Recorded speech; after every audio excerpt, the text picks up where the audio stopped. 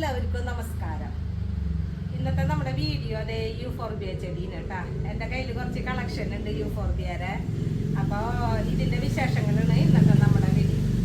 പാവൊരു ചെടീന് കുറേ നാൾ മുന്നേ എല്ലാവരും ഉപേക്ഷിച്ച് മതിലിൻ്റെ പുറത്ത് എറിഞ്ഞിട്ടിരുന്ന പാവൻ ചെടീനിത്. അപ്പോൾ നമുക്ക് ഈ പാവൻ ചെടീൻ്റെ വിശേഷങ്ങൾ എന്തൊക്കെയെന്ന് നോക്കാം. പെട്ടെന്ന് തന്നെ നമുക്ക് വീഡിയോയ്ക്ക് പോയാലോ. കണ്ട, ആർക്കും ഉപദ്രവമില്ലാത്തൊരു പാവൻ ചെടീനിത്. എന്താ ഭംഗി ഇതിൻ്റെ പൂക്കളൊക്കെ നോക്കിയേ. ഇത്രയും ഭംഗിയുള്ള ചെടീന് ആൾക്കാർ എല്ലാം പറിച്ച് ദൂരെ കളഞ്ഞ് നശിപ്പിച്ച് കളഞ്ഞത്. എന്തെങ്കിലും ഒരു ചെറിയൊരു കാര്യങ്ങൾ കേൾക്കുമ്പോഴേക്കും നമ്മുടെ ആൾക്കാരൊക്കെ അത് വിശ്വസിച്ച് എല്ലാതും പറിച്ച് ദൂരേക്ക് എറിയും. അങ്ങനെ എറിഞ്ഞ് കളഞ്ഞൊരു ചെടീന് കേട്ടോ ഇത് യൂഫോർബിയ ചെടി. പക്ഷെ എൻ്റെ കയ്യിൽ ഇപ്പോഴും ഇതൊക്കെ നല്ല ഭദ്രമായി ഇരിക്കുന്നുണ്ട്. അപ്പോൾ ഇന്ന് നമ്മൾ കാണിക്കുന്ന വീഡിയോ ഈ യൂഫോർബിയ ചെടിയുടെ വിശേഷങ്ങളുണ്ട് കേട്ടോ. അപ്പം നമുക്ക് പെട്ടെന്ന് തന്നെ വീഡിയോയ്ക്ക് പോവാം. യൂഫോർബിയ ചെടിക്ക് വേറൊരു പേരും കൂടിയുണ്ട്. ക്രൗൺ ഓഫ് ത്രോൺസ് എന്ന് വിളിക്കും. കോമണായി വിളിക്കുന്ന പേര് യൂഫോർബിയ എന്നാണ്. അങ്ങനെ പറഞ്ഞാലിന് എല്ലാവർക്കും ഈ ചെടി അറിയുള്ളൂ. ഇതിൻ്റെ ജന്മദേശം ആഫ്രിക്കയിലാണ് ഈ ചെടി കൂടുതലായും കണ്ടുവരുന്നത്. ഒരുപാട് കളറിൽ ഈ ചെടിയുണ്ട് കേട്ടോ.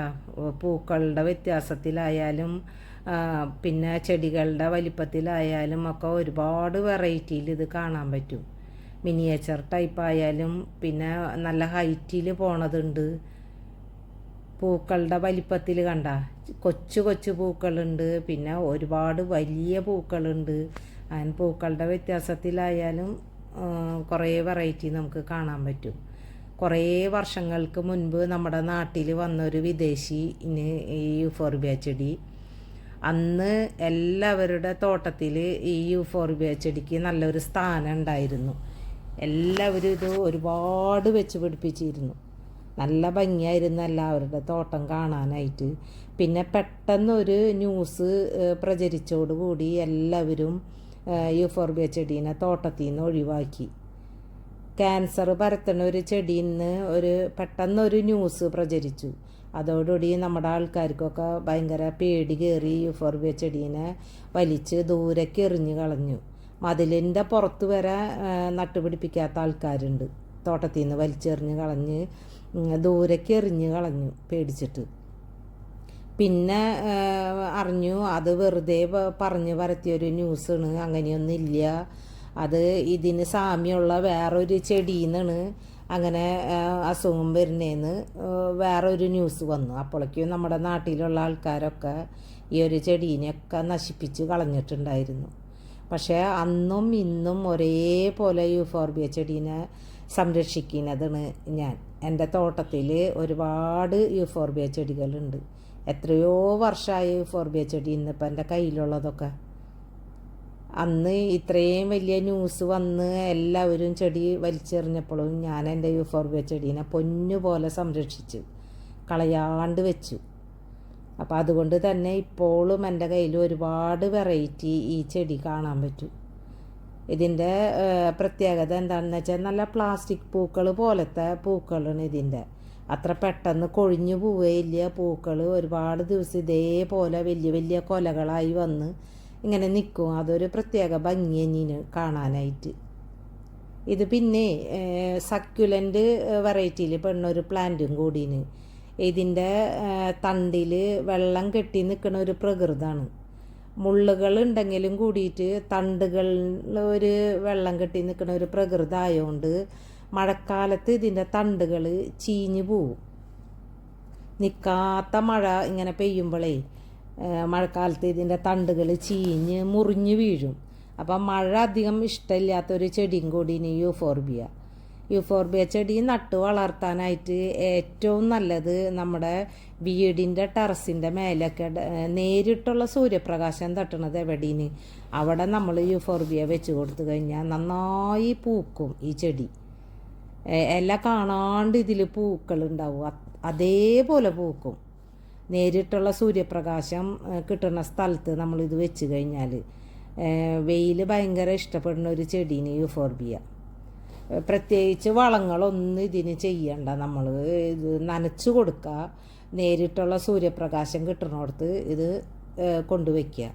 അപ്പോൾ നല്ല ഭംഗിയിൽ ഇതേപോലെ പൂത്ത് നിൽക്കും കേട്ടോ നമ്മുടെ യൂഫോർബിയ ചെടികളൊക്കെ.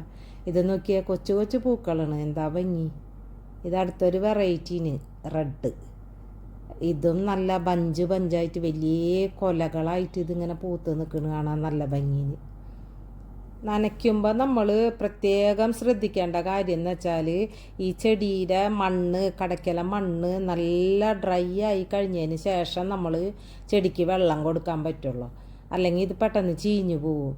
ഞാൻ എൻ്റെ യൂഫോർബിയ ചെടികൾക്കൊക്കെ ആഴ്ചയിൽ ഒരു ദിവസം വെള്ളം ഒഴിച്ച് കൊടുക്കാറുള്ളൂ. വെള്ളം അമിതമായി കഴിഞ്ഞാൽ പെട്ടെന്ന് നശിച്ചു പോണ ഒരു ചെടിയും കൂടിയാണ് യൂഫോർബിയ.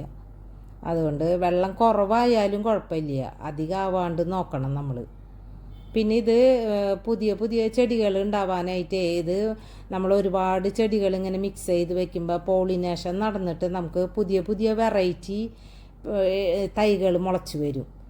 അപ്പോൾ നമ്മൾ വിചാരിക്കാണ്ട് പുതിയ വെറൈറ്റി കിട്ടും. ഇതിപ്പോൾ എനിക്ക് അങ്ങനെ മുളച്ച് വന്നിട്ട് കിട്ടിയ തൈയിനിത് കേട്ടാ, ഈ ചെറിയ പൂക്കൾ.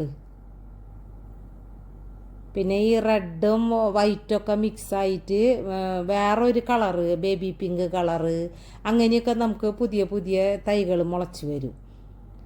ഇത് പിന്നെ ഇതിൻ്റെ തൈകൾ ഉണ്ടാക്കിയെടുക്കാനായിട്ട് ഇതിൻ്റെ കമ്പുകൾ മുറിച്ച് നട്ട് നമുക്ക് പുതിയ തൈകൾ ഉണ്ടാക്കിയെടുക്കാൻ പറ്റും. പിന്നെ ഇതിൻ്റെ വിത്തുകൾ വീണ് ഒരുപാട് തൈകൾ പൊട്ടി മുളച്ചിട്ട് അവിടെ ഇവിടെ മുളച്ച് വരും. അപ്പം നമുക്ക് അത് ചട്ടിയിൽ പറിച്ച് നട്ട് കഴിഞ്ഞാൽ അതുപോലെ തൈകൾ പുതിയത് ഉണ്ടാക്കിയെടുക്കാൻ പറ്റും. യൂഫോർബിയ നമ്മുടെ നാട്ടിൽ കുറേ വർഷങ്ങൾക്ക് മുന്നേ വന്നൊരു വിദേശി ചെടിയെന്ന് ഞാൻ പറഞ്ഞില്ലേ. അപ്പോഴൊക്കെ യൂഫോർബിയയുടെ വില നമ്മളൊരു കൊച്ചു തൈ നഴ്സറിയിൽ പോയി വാങ്ങാന്ന് വെച്ചാൽ 250 രൂപ 400 രൂപ വരെ കൊടുത്ത് ഞാൻ യൂഫോർബിയയുടെ ചെടികൾ വാങ്ങിയിട്ടുണ്ട്. അന്ന് ഒരു 14 വർഷം മുന്നേ ഞാൻ യൂഫോർബിയ ആദ്യമായിട്ട് വാങ്ങണത് മണ്ണുത്തിയിൽ നഴ്സറിയിൽ പോയിട്ടാണ് വാങ്ങി വെക്കുന്നത്. അപ്പം അത് വലിയ പൂക്കളായിരുന്നു കേട്ടോ. ഒരു 5 കളറ് ഞാൻ മണ്ണുത്തിയിൽ നഴ്സറിയിൽ നിന്ന് പോയി വാങ്ങിക്കൊണ്ട് വന്നിട്ടുണ്ടായിരുന്നു. അത് കഴിഞ്ഞിട്ട് പിന്നെ മിനിയേച്ചർ ടൈപ്പൊക്കെ നമ്മൾ ഇവിടെ ചെറിയ നഴ്സറിയിൽ പോയി വാങ്ങുമ്പോൾ 250 രൂപ 300 രൂപയൊക്കെ വില പറയും ഇവർ. അന്ന് അത്രയ്ക്കും വില പിടിച്ചൊരു ചെടിയായിരുന്നു ഈ യൂഫോർബിയ. പിന്നെ അത് കഴിഞ്ഞിട്ട് പിന്നെ എല്ലാവരും വലിച്ച് ദൂരെറിഞ്ഞ് കളഞ്ഞപ്പോഴാണ് ഇതിൻ്റെ ഡിമാൻഡൊക്കെ കുറഞ്ഞത്. അപ്പം പിന്നെ ആർക്കും വേണ്ടാത്തൊരു ചെടിയായി മാറിയത്, ഒരു ഡിമാൻഡില്ലാത്ത ചെടിയായി. അപ്പം നമ്മൾ ഇപ്പോൾ ആരെങ്കിലോട് ഇത് പറയുമ്പോഴേക്കും വേണമെന്ന് ചോദിക്കും നമ്മളോട്. അങ്ങനെ കുറേ കളക്ട് ചെയ്ത ചെടികൾ എൻ്റെ കയ്യിലുണ്ട്. ഈ ചെടിയുടെ വേറെ ഒരു പ്രത്യേകത ഞാൻ ശ്രദ്ധിച്ചിട്ടുള്ളത്, ഇതിൽ എപ്പോഴും പൂക്കളുണ്ടാവും. ഇതിന് വളരാൻ പറ്റിയ സാഹചര്യമാണ് എന്ന് വെച്ചാൽ ഇതിൽ എപ്പോഴും പൂക്കൾ നിറയെ ഉണ്ടാവുകയും ചെയ്യും. പൂക്കൾ ഇല്ലാത്തൊരു സമയം ഞാൻ കണ്ടിട്ടില്ല. അതുകൊണ്ട് തന്നെ ഇതിന് യൂഫോർബിയയ്ക്ക് സീസണൊന്നുമില്ല പൂവിടാനായിട്ട്. ഇതിന് പറ്റിയ കാലാവസ്ഥ എന്ന് വെച്ചാൽ നിറഞ്ഞ് പൂത്ത് നിൽക്കും. മെയിനായിട്ട് വേണ്ടത് വെയിലുണ്ടെങ്കിൽ തന്നെ ഇതിൽ നിറയെ പൂക്കൾ വരും. പിന്നെ ഇതിൽ അങ്ങനെ രോഗങ്ങളൊന്നും വരില്ല കേട്ടാ. യൂഫോർബിയയിൽ തീരെ രോഗങ്ങൾ കണ്ടിട്ടില്ല യൂഫോർബിയ ചെടിയിൽ. അങ്ങനെ എന്തെങ്കിലും കീടങ്ങൾ വന്ന് ഇത് നശിപ്പിക്കുക അല്ലെങ്കിൽ ഫംഗസ് വരെ അങ്ങനെ യാതൊരു രോഗങ്ങൾ ഈ ഒരു ചെടിക്ക് കണ്ടിട്ടില്ല. പിന്നെ ഏതൊരു ചെടിയായാലും നമ്മൾ നല്ല സൂര്യപ്രകാശം ഉള്ളിടത്ത് വെച്ച് കഴിഞ്ഞാൽ ഇപ്പോൾ റോസായാലും ഇപ്പോൾ യൂഫോർബിയ ആയാലും അങ്ങനെയുള്ള വെയിൽ ഇഷ്ടപ്പെടുന്ന ചെടികളൊക്കെ നമ്മൾ വെയിലുള്ളിടത്ത് വെച്ച് കഴിഞ്ഞാൽ കീടങ്ങളെ ശല്യം തീരെ ഉണ്ടാവില്ല എന്ന് തന്നെ പറയുക. അങ്ങനെ ഒരു പ്രത്യേകതയും കൂടിയുണ്ട്. വെയിൽ ഇഷ്ടപ്പെടുന്ന ചെടികളാകുമ്പോഴേ കീടശല്യം കുറയും നന്നായിട്ട്. ഈ യൂഫോർബിയ മില്ലിയൊക്കെ നോക്കിയേ, കൊച്ചു പൂക്കളായാലും ഇല കാണാണ്ട് ഇതേപോലെ പൂത്ത് നിൽക്കുമ്പോൾ ഒരു പ്രത്യേക ഭംഗിയനീന് ഇത് കാണാനായിട്ട്. പിന്നെ മുള്ള് ഒരു പേടീന് നമുക്ക്. ഇതിൻ്റെ അടുത്ത് ചെന്ന് നമ്മൾ ഇപ്പോൾ ഇതിലൊന്ന് തൊട്ട് കഴിഞ്ഞാൽ എവിടെയെങ്കിലും ഒന്ന് നമ്മുടെ കൈ ആ മുള്ളിൽ തട്ടാണ്ട് നമുക്ക് പോരാൻ പറ്റില്ല, മുറിയും. അത് മാത്രമേ ഈ ഒരു യൂഫോർബിയയിൽ നമുക്ക് ശ്രദ്ധിക്കേണ്ട കാര്യമുള്ള. മുറിവ് പറ്റാൻ ചാൻസ് കൂടുതലാണ്. ഇതിന് വളമിടുമ്പോഴായാലും ഇതിന് നനയ്ക്കുമ്പോഴായാലൊക്കെ നമ്മൾ നല്ല ശ്രദ്ധ കൊടുക്കണം, അല്ലെങ്കിൽ നമ്മുടെ കൈ മുറിയും. വലിയ മുള്ളുകളാണ് ഇത്, മറ്റേ ബോഗൺവില്ലയുടെ മുള്ളുകൾ പോലെ തന്നെ വലിയ മുള്ളുകളാണ് യൂഫോർബിയയ്ക്കും ഉള്ളത്. യൂഫോർബിയ ചെടി ഇപ്പോൾ ആദ്യം നമ്മുടെ നാട്ടിൽ ട്രെൻഡായി തുടങ്ങി. എല്ലാവരും ഇപ്പോൾ ഇത് വെച്ച് പിടിപ്പിക്കുന്നുണ്ട്. കുറേ മിനിയേച്ചർ ടൈപ്പൊക്കെ ഇപ്പം നഴ്സറിയിൽ വന്ന് തുടങ്ങിയിട്ടുണ്ട് യൂഫോർബിയ. ഇതിൻ്റെ ഇലയെ പൊട്ടിച്ച് കഴിഞ്ഞാൽ ഒരു പശ പോലെ വരും, പാല് പോലെ വരും. ആ പശ തട്ടുമ്പോഴാണ് ഇങ്ങനെ അസുഖങ്ങൾ വരുന്നതെന്നാണ് പറയുന്നത്. ഇത് ഞാൻ ഇവിടെ മണ്ണുത്തിയിൽ നിന്ന് വാങ്ങിയ ഒരു വെറൈറ്റീന് കേട്ടാ. ഞാൻ പറഞ്ഞില്ല 5 കളർ വാങ്ങിയെന്ന് ഞാൻ 14 വർഷം മുന്നേ. അതിലത്തെ ഒരു വെറൈറ്റീന് ഈ പിങ്ക്.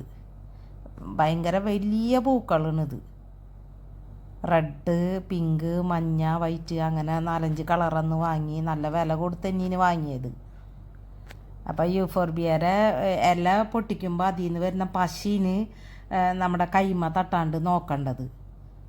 അത് ഇങ്ങനെ ഒരു പാല് പോലെ വെളുത്തിട്ട് പശ ഇങ്ങനെ വരുന്നു കാണാം ഇതിൻ്റെ ഒരു ഇല നമ്മൾ പൊട്ടിച്ച് നോക്കിക്കഴിഞ്ഞാൽ. അപ്പോൾ അത് നമ്മൾ ശ്രദ്ധിക്കണം യൂഫോർബിയയ്ക്ക്. പിന്നെ യൂഫോർബിയയ്ക്ക് നമ്മൾ ഇംഗ്ലീഷ് വളങ്ങളൊക്കെ ചെയ്യുന്ന വെച്ചാൽ നല്ലതാണ് കേട്ടോ. ഒരുപാട് പൂക്കൾ വരും വളങ്ങൾ ചെയ്താലേ. ഞാനിവിടെ ഒരു വളവും കൊടുക്കാറില്ല എൻ്റെ യൂഫോർബിയ ചെടികൾക്ക്. നനയ്ക്കൽ മാത്രമുള്ള ആഴ്ചയിൽ ഒരു ദിവസം ഒന്ന് നനച്ച് കൊടുക്കും.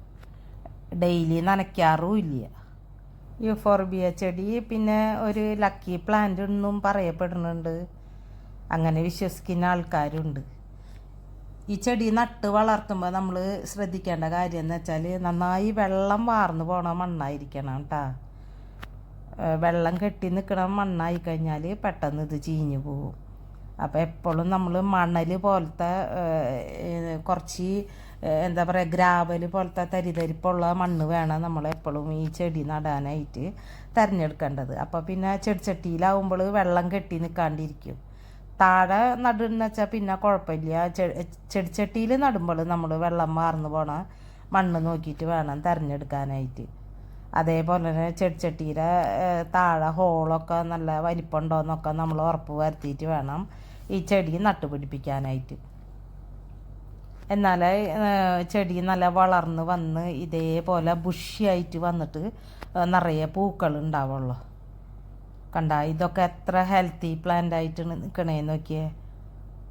അപ്പോൾ വളങ്ങളൊന്നും ചെയ്യാണ്ട് ഇതേപോലെ ഹെൽത്തിയായി വളരണമെങ്കിൽ നമ്മൾ എപ്പോഴും അതിൻ്റെ പോട്ടിങ് മിക്സ് നല്ലതായിരിക്കണം.